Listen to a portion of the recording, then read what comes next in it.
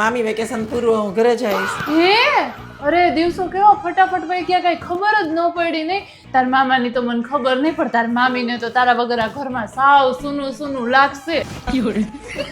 અરે લાલો ભાઈ તું તો તાર આરામ કર, હું પેકિંગ કર દઉં તને. તાર મામી છે ને તારે થોડું કામ કરવાનું હોય. હે મામી કઈ ભૂલી ન જતા. અરે ના ના રોજ ભૂલું ને, કઈક ભૂલી જાય વળી તારે પાછું અહીંયા આવવું પડે ને, એટલે કે ખોટો ધક્કો થાય ને એટલે એને પાણી પેકિંગ કરી દઉં છું. એ હાલો હાલો મૂકતો ભાણાને, પછી બહુ મોડું ન કરે, તમારી બેને રાહ જોતી હશે પાછી. હા પણ ભાણાને કેરી તો દે. અરે કેરી હજી પાઈકી જ ક્યાં છે, તો તમે પાછી મોડી મોડી કેરી લઈ આવ્યા. કાચી કેરી થોડી દેવાય ભાણાને, શું તમે પણ. હા પણ થોડીક પાકી ગઈ મેં જોઈ તો આપણે. હા ઈ તો હું આપવાની જ હતી, એમાં તમારે મને થોડું કેવું પડે. ભાણો ક્યાં છે, વયો ગયો એને ભાણા હાલે.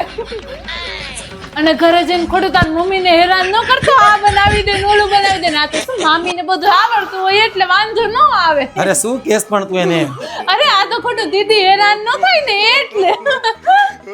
મને મામી પગે લાગી લો. અરે ના ના ભાણા તારે પગે ન લાગવાનું હોય, હવે હું નાની જ છું ને હજી. હા પણ હવે ભાણાને આશીર્વાદ તો દે. હા હા આશીર્વાદ આશીર્વાદ ભાણા. અરે ભાણાના હાથમાં રૂપિયા દે થોડા. અરે હા રૂપિયા વાળા આશીર્વાદ. આલે ભાણા આશીર્વાદ. અરે 100 રૂપિયા એકને ભાણો તારો 500 રૂપિયા દે.